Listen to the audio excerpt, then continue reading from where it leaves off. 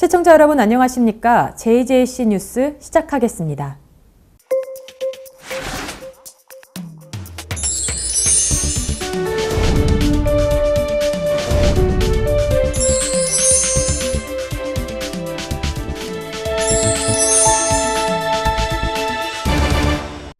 한 주간의 국회 소식입니다. 자유한국당 김병준 비상대책위원장은 황교안 전 국무총리와 오세훈 전 시장의 당권 출마에 대해 당의 분란과 어려움, 혼란의 단초를 제공한 분이나 책임 있는 분들 혹은 당의 기여가 확실하지 않은 분들은 출마하지 않았으면 한다며 불출마를 촉구했습니다. 지난 24일 자유한국당 전국지방위원 여성협의회 정기총회 및 발대식에 김병준 비대위원장, 나경원 원내대표, 황교안 전 국무총리, 심재철, 주호영, 김진태, 안상수 등 한국당 당권주자들이 참석한 가운데 열렸습니다. 자유한국당 유력 당권주자인 황교안 전 국무총리는 김병준 비상대책위원장의 전당대회 불출마 요구에 사실상 거부 의사를 밝혔습니다. 김 위원장으로부터 집중 비판을 받은 황 전 총리는 지난 2년 동안 당에 기여한 게 없다는 지적에는 발끈했습니다.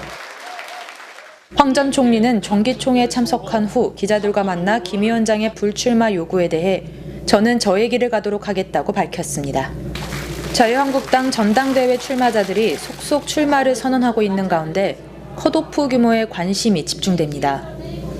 당초 한국당은 본선 경쟁자를 3명으로 압축하려 했지만 탈락자들이 입을 정치적 내상을 고려해 본선 경선자를 5명으로 늘리는 안을 검토하고 있는 것으로 알려졌습니다. 한국당 당원 제2장 제6조에 따르면 전당대회 피선거권은 책임당원만 갖게 돼 있으며 당규의 당원 규정에 따라 당비를 1년 중 3개월 이상 납부하고 연 1회 이상 당에서 실시하는 교육, 행사에 참석해야 책임당원 자격을 부여받을 수 있습니다. 하지만 김병준 비대위원장이 두 사람이 출마에 부정적 입장을 밝힌 상태에서 후보 자격 논란은 한국당 내부에 또 다른 불씨가 될 수 있다는 전망도 나오고 있어 27일 한국당 전당대회에 이목이 집중되고 있습니다. JTBC 손석희 대표이사가 폭행 혐의에 연루되어 피혐의자 신분으로 마포경찰서에서 조사를 받고 있습니다. 손석희 JTBC 대표이사에게 폭행을 당했다며 경찰에 신고한 프리랜서 기자 김웅 씨가 폭행 사건 이후 손석희 사장이 월 1,000만 원짜리 용역을 제안했다고 주장했습니다. 김 씨는 이어 지난 27일 이런 내용을 폭로하며 관련 증거 내용을 언론에 공개했습니다. 주먹으로 얼굴을 2번 가격하셨네요, 그죠? 아이씨. 인정하십니까? 그래, 알았어. 인정하십니까? 인정 못해. 폭력이야 그게. 사과하세요. 그래, 미안하다. 인정하십니까? 사과해. 서울 마포경찰서 관계자는 28일 손 대표 측으로부터 날짜를 정해서 알려주겠다는 내용의 답변을 받았다면서 정확한 조사 날짜를 정하기 위해 조율하고 있다고 말했습니다. JJC 심지영입니다. 민주노총은 28일 서울 강서구 KBS 아레나홀에서 제67차 정기 대의원대회를 열고 경사노위 참여에 대한 4개안을 표결에 붙였습니다. 집행부가 제출한 경사노위 참여 원안에 대해 일부 대의원들이 무조건 불참, 조건부 불참, 조건부 참여 등 3개 수정안을 냈습니다. 하지만 전국 민주노동조합 총연맹이 경제사회노동위원회 참여를 두고 내분에 휩싸이는 등 10시간이 넘는 격론을 펼쳤지만 끝내 민주노총의 경로사위 참여는 무산됐습니다. 문재인 대통령이 노동계를 청와대로 불러 협조를 당부했고 김명환 위원장 역시 사회적 대화 참여를 강조해왔지만 결국 수포로 돌아가고 말았습니다. 수정안이 모두 부결되자 김 위원장은 집행부가 새롭게 사업 계획을 검토하고 전면 개편하겠다며 경사노위 참여 포기를 선언했습니다. 이 과정에서 김 위원장 사퇴 요구가 나오는 등 분위기가 극으로 치닫기도 했습니다. 민주노총 관계자는 사회적 대화기구에 참여하겠다는 집행부의 의지는 확고했다면서도 최근 여러 현안을 놓고 투쟁의 방향성과 강도에 대해 민주노총 내부에서 의견이 엇갈렸다고 말했습니다. 여성계 인사들의 여성의 정치적 대표성을 확대하기 위해 연동형 비례대표제 도입할 것을 촉구했습니다. 젠더정치연구소 여세연, 한국여성단체연합, 한국여성단체협의회 등 여성단체 대표들은 오늘 국회에서 바른미래당 김삼아 의원과 함께 기자회견을 열고 여성계 인사 1,655명의 명의로 이같이 요구했습니다. 여성계 인사들은 현재 선거제도는 시민들의 다양한 의견과 이해를 그대로 반영하지 못하고 결과적으로 민의를 왜곡해 민주주의의 발전을 저해하고 있다면서 여성 유권자의 목소리가 온전히 반영될 수 있도록 연동형 비례대표제 도입을 강력하게 촉구한다고 밝혔습니다. 한국여성경제인협회는 29일 정윤숙 제9대 협회장이 취임식을 갖고 공식 업무를 시작했다고 밝혔습니다. 이번 취임식은 협회 창립 20주년을 맞아 함께 걸어온 20년, 미래를 향한 20년이란 슬로건 하에 여의도 중소기업 중앙회에서 진행됐으며 손학규 바른미래당 대표, 정동현 민주평화당 대표, 홍일표 국회 산업통상자원 벤처중소기업 위원장, 박성택 중소기업 회장 등이 참석했습니다. 신임 정윤숙 협회장의 임기는 오는 2021년 12월 31일까지며 3년 임기 동안 5대 경제단체 진입, 여성기업 경쟁력 강화 3대 사업, 대정부 정책권의 기능 강화 등을 중점 과제로 추진할 계획입니다. 특히 정 협회장은 올해 협회 창립 20주년을 맞아 발전기금 조성을 통해 다양한 사업을 전개할 방침입니다. 수도권 소식입니다. 강북구 지역 내 중학생 60여 명으로 구성된 제7기 청소년 희망원정대가 겨울방학을 맞아 강원도 태백산 산행에 나섰습니다. 학생들은 수유동 난나수련관에서 열린 수료식에도 참석해 어몽길 대장을 비롯한 스태프들과 함께 아쉬운 석별의 정을 나눴습니다. 2박 3일간의 일정으로 열린 이번 캠프에는 강북구 지역 내 중학교 2학년 학생들을 비롯해 세계적인 산악인 어몽길 대장과 산악 지도자 등 80여 명이 참여해 제7기 희망원정대의 한 해 활동을 마무리했습니다. 캠프 첫날 희망원정대는 동해시 촛대바위와 환선구를 탐방했고 둘째 날은 석탕박물관을 견학한 뒤 태백산으로 자리를 옮겨 마지막 산행을 나섰습니다. 이 어몽길 대장의 도전 정신과 약속 정신을 길이 간직하면서 앞으로 세계 지도자가 되는 글로벌 리더가 되는 그런 자질을 1년 동안 배양했다 이렇게 생각하고 앞으로 그런 마음을 한껏 펼쳐서 자기 꿈을 실현시키는 그런 인생이 됐으면 하는 바람입니다. 캠프 마지막 날은 수유동에 위치한 난나수련관에서 수료식 행사를 진행했습니다. 강북구 지역 내 중학교 2학년 학생 60여 명으로 구성된 청소년 희망원정대는 다양한 프로그램을 통해 청소년기의 건강한 인성 개발에 기여해 왔습니다. 그동안 힘들었지만 어몽길 회장님하고 같이 산에 갈 수 있어서 되게 좋았고요. 이제 열심히 한 거를 인정받은 것 같아서 되게 히말라야에 가는 게 되게 기뻐요. 지금까지 등산하면서 어몽길 대장님과 함께해서 가장 기뻤고요. 히말라야를 가게 됐는데 어몽길 대장님과 같이 등산하면서 좋은 추억을 남길 수 있도록 노력하겠습니다. 우리 강북 청소년 희망원정대 대원 모든 여러분들 이 태백산의 이 정기와 기상을 받고 느끼고 이 여기서 허영지기를 기르면서 여러분들이 학교 생활도 열심히 하고 또 여러분들이 가정을 돌아오면 부모님께 효도하고 여러분들이 하고자 하는 공부 열심히 해서 여러분들이 꿈을 향해서 힘차게 거침없이 도전하기 바랍니다. 방송 영상과 뉴미디어 콘텐츠 분야, 스타트업을 돕는 경기문화창조허브가 고향에 문을 열었습니다. 경기문화창조허브에는 영상 제작을 위한 장비가 갖춰져 있고 관련 분야 창업을 하는 데 필요한 교육과정 등이 제공됩니다. 경기북부 김태희 기자의 보도입니다. 고향 경기문화창조허브에 입주한 이 업체는 VR 카메라로 여행 영상을 제작합니다. 지상파 여행 프로그램을 만들었던 PD를 중심으로 창업했습니다. 고향 경기문화창조허브에 입주한 또 다른 기업, 코딩을 배울 수 있는 DIY 키트를 제작합니다. 23일 문을 연 고향 문화창조허브는 방송 영상과 뉴미디어 콘텐츠 분야 창업 지원을 위한 전문 기관입니다. 10개 스타트업을 위한 사무실과 촬영 스튜디오, 오디오 믹서 등의 장비가 갖춰져 있어 방송 콘텐츠를 생산하는 기업들이 보다 편리하게 일할 수 있습니다. 이외에도 방송 콘텐츠 기획과 제작, 유통 전문가 과정을 통해 영상 콘텐츠 분야 창업을 돕습니다. 고양 경기문화창조허브는 판교 의정부, 광교 시흥에 이어 5번째. 젊은이들이 또 새로운 창업을 희망하는 많은 분들이 이 공간을 활용하고 또 이곳에서 성공해서 개인에게도 좋은 일, 또 우리 사회 전체를 위해서도 좋은 기회가 됐으면 좋겠습니다. 한편 경기도와 고양시, 카카오는 고양 경기문화창조허브를 기반으로 영상 콘텐츠를 활성화하기로 협력했습니다.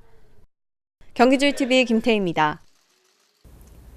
불시에 찾아오는 미세먼지. 빈도도 잦아지고 농도는 더욱 짙어지고 있습니다. 성남시는 고농도 미세먼지 비상 저감 조치가 발령됨에 따라 미세먼지 긴급 점검 회의를 실시하고 미세먼지 피해를 최소화하기 위한 방지 대책을 점검했습니다.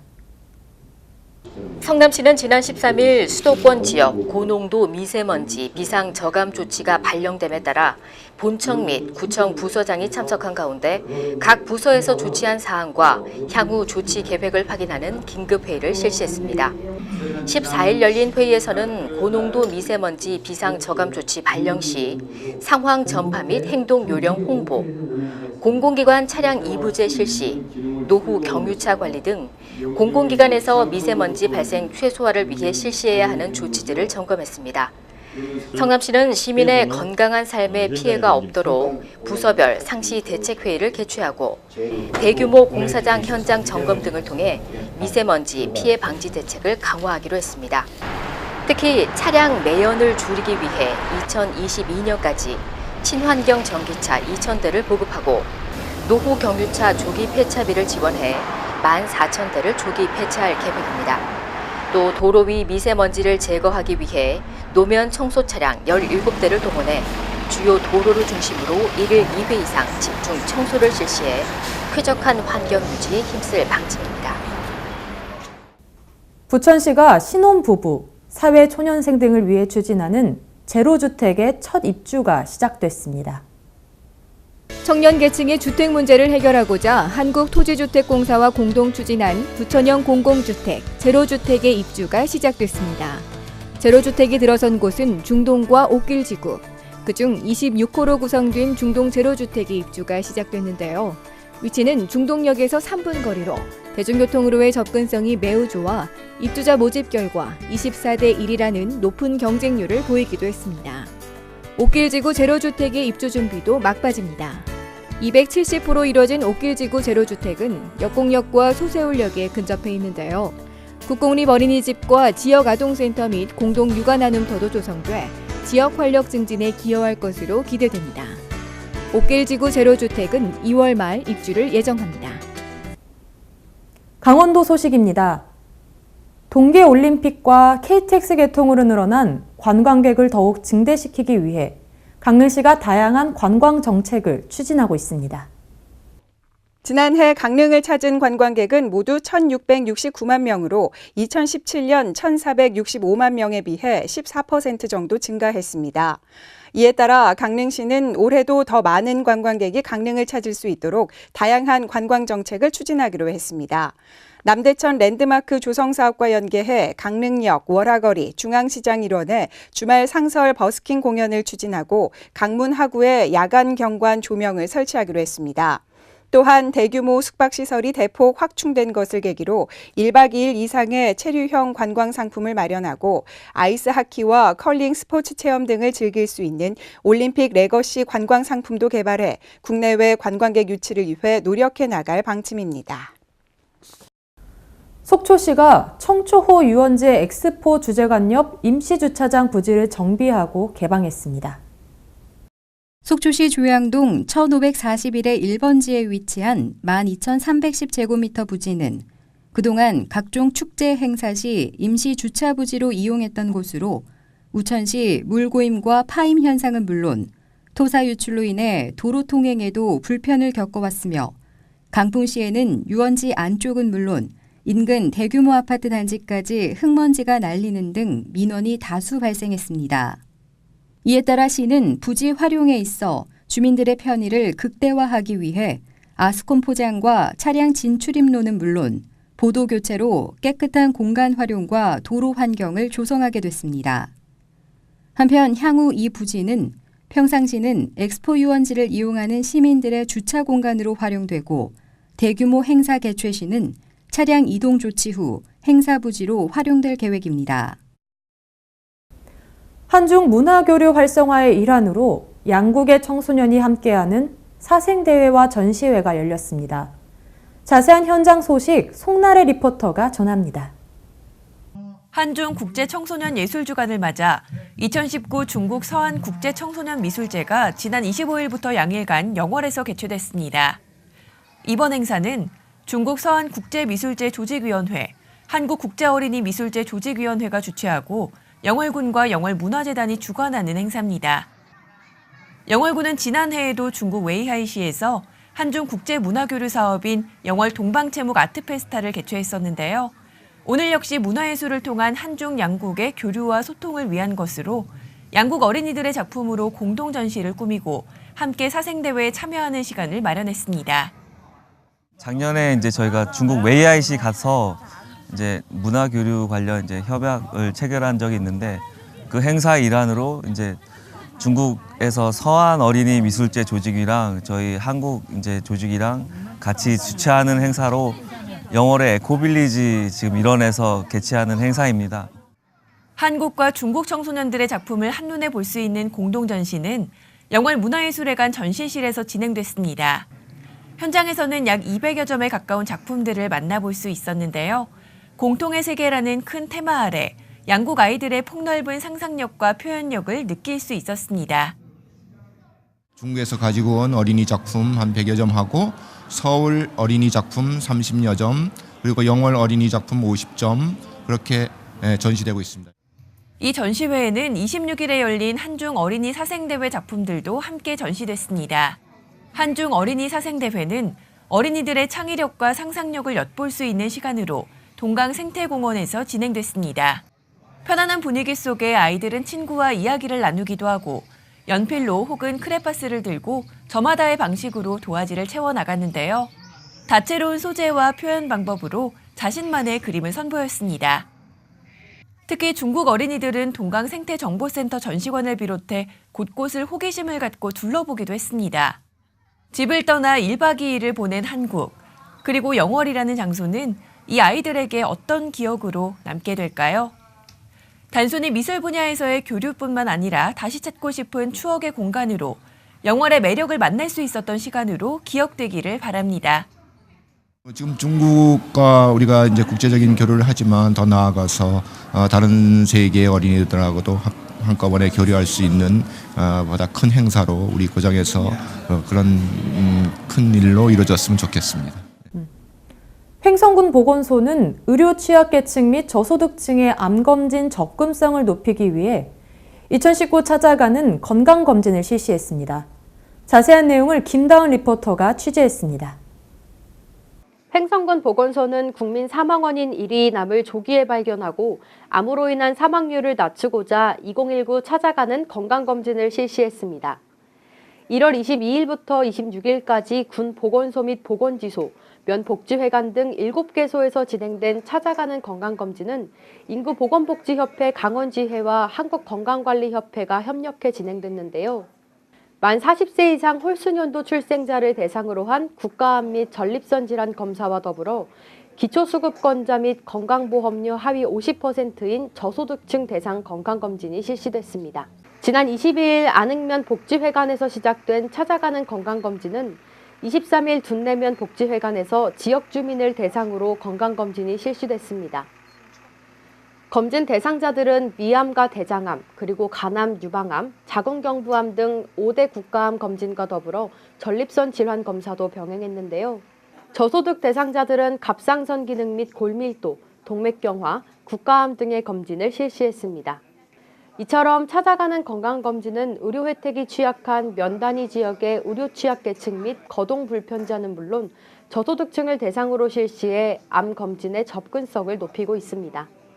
농사일로 바빠 건강검진에 불편을 겪거나 시기를 놓친 농업인들에게 이번 찾아가는 건강검진은 매우 반가운 소식이 아닐 수 없는데요. 지난 25일 공군 보건지소에서 열린 건강검진에서도 이른 아침부터 많은 주민들이 방문해 국가암 검진을 받았습니다. 암은 국민 사망 원인 1위이기도 하지만 정기적인 검진을 통해 조기 발견 및 치료가 가능한 만큼 조기 검진이 무엇보다 중요한데요. 이처럼 농한기를 이용한 찾아가는 건강검진이 의료소외 지역 주민들의 건강을 살뜰히 돌보며 암 조기 발견 및 치료에 기여하고 있습니다. 충청도 소식입니다. 보령 시민의 소중한 건강과 생명을 보호하기 위해 보령시와 보령아산병원이 협약식을 가졌습니다. 이번 협약은 응급의료 취약지역의 여건 개선과 대도시에 비해 상대적으로 열악한 의료 만족도를 높이기 위해 추진됐는데요.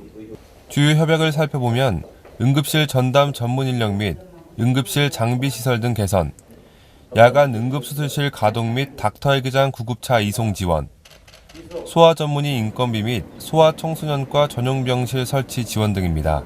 응급실 전담 전문의 및 간호사 인건비 최대 5명 지원, 응급실 장비 및 시설 등 환경 개선, 2020년부터 야간 응급수술실 가동, 병원 내 닥터헬기장 구급차 이송 처치비 지원, 소아 전문의 인건비 지원, 소아 청소년과 전용 병실 설치 및 의료장비 지원 등입니다. 보령시는 이번 협약을 통해 오는 2021년까지 3년간 37억여 원을 지원하고 지역 의료 안전망을 구축해 나간다는 방침입니다. 3.1운동 100주년 기념사업 추진위원회 회의가 천안시청 대회의실에서 열렸습니다. 이번 회의는 구본영 시장과 추진위원, 관계 공무원 등이 한자리에 모여 3.1운동 100주년 기념사업의 성공적인 추진을 위해 다양한 의견을 공유하고 향후 추진 방향을 논의하기 위해 마련했습니다. 우리들의 이런 자긍심 넘치는 역사가 길이길이 이어질 수 있도록 시민들께서도 적극적으로 참여해 주시고 관심 속에서 우리 100주년 행사가 잘 이루어져서 우리 천안이 그러한 보국 충렬의 정신에 좋은 무대에 서기를 기원합니다. 유관순 열사와 이동영 선생 등 수많은 독립운동가를 배출한 천안에서는 다시 보고 함께 기억하고 과거를 통해 나아가는 미래를 주제로 5가지 테마, 44개의 3.1운동 100주년 기념사업을 펼치고 있는데요. 시는 3.1운동 및 대한민국 임시정부 수립 100주년 기념사업이 시민과 함께 역사를 기억하고 미래로 나아가는 축제가 될 수 있도록 다각도의 노력을 기울일 계획입니다. 광역시 소식입니다. 4차 산업혁명 특별시, 대전의 비전을 널리 알리고 구체적인 발전 전략을 함께 나누는 뜻깊은 자리가 대전시청에서 마련됐습니다. 대전시가 1월 24일 시청 2층 로비에서 문재인 대통령을 비롯해 허태정 대전시장, 유영민 과기부 장관 등이 참석한 가운데 4차 산업혁명 특별시의 비전을 알리는 대전의 꿈 4차 산업혁명 특별시 행사를 개최했습니다. 이제 우리 앞에는 4차 산업혁명 시대가 기다리고 있습니다. 전 세계 모든 인류가 그 새로운 세계를 향해 뛰기 시작했습니다. 과학기술의 혁신이 그 출발점이 될 것입니다. 저는 대한민국 과학기술을 이끌어온 대전이 그 사실을 증명할 수 있을 것이라고 굳게 믿습니다. 이번 행사는 4차 산업혁명 지역거점 창출 전략 발표, 대덕특구 재창조 비전과 전략 발표, 대덕특구 관련 대전의 꿈 주제 발표 순으로 진행됐습니다. 영호남 시도지사가 협력회의에서 만나 지역균형 발전을 위한 공동성명을 채택했습니다. 대기업의 지방 투자를 유도하기 위한 수도권 공장 총량제 강화 등 중앙과 지방의 상생 발전할 수 있는 9개 항을 담았습니다. 제15회 영호남 시도지사 협력회의가 22일 광주 김대중 컨벤션 센터에서 열렸습니다. 시도지사 협력회의는 지난 1998년 영호남 갈등 해소와 공동 발전 방안을 모색하기 위해 구성 출범했습니다. 이번 회의에는 부산, 광주, 대구, 전북 등 8개 시도지사가 참석했습니다. 영호남 8개 시도지사들은 균형 발전 의지를 담은 공동 성명을 채택했습니다. 성명에는 수도권과 지역의 상생을 위한 수도권 공장 총량제 강화, 국고사업 전반을 대상으로 한 재정분권 등 9개 항을 담았습니다. 또 8개 시도지사는 관광상품 공동개발 및 공동마케팅, 광역수소인프라 구축 등 공동협력사업에도 힘을 모으기로 했습니다. 한편 영호남 8개 시도지사들은 회의 참석에 앞서 광주 국립 5.18 민주묘지를 찾아 5.18 민주영령들의 넋을 기렸습니다. 대구시가 첨단 공구산업 기술고도화 사업에 올해 국비와 시비 등 총 155억 원을 투입해 사업을 추진합니다. 첨단 공구산업 기술고도화 사업은 2016년부터 국비와 시비, 민자, 총 사업비 629억 원을 투입해 2021년까지 첨단 절삭 공구 분야 기술 개발과 기반 조성을 추진하는 사업입니다. 총 5차년도 사업 기간 중 현재 4차년도 사업을 추진 중이고 대구기계부품연구원이 총괄 주관 기관으로 전국 절삭공구 관련 산학연 19개 기관이 참여하고 있습니다. 올해는 기술개발 사업으로 첨단 신소재 부품 가공에 최적화된 고부가 가치 첨단 공구와 나노 다이아몬드 코팅 장비 등의 제품 개발 및 사업화를 목표로 특히 제품 양산 공정 기술 개발에 주력할 계획입니다. 대구시는 2017년 국내 최초로 절삭공구 산업 육성 지원을 위해 대구 성서산업단지에 첨단 공구 기술지원센터를 건립하고 미래 자동차, 항공 등 미래 신산업 수요에 대비해 왔습니다.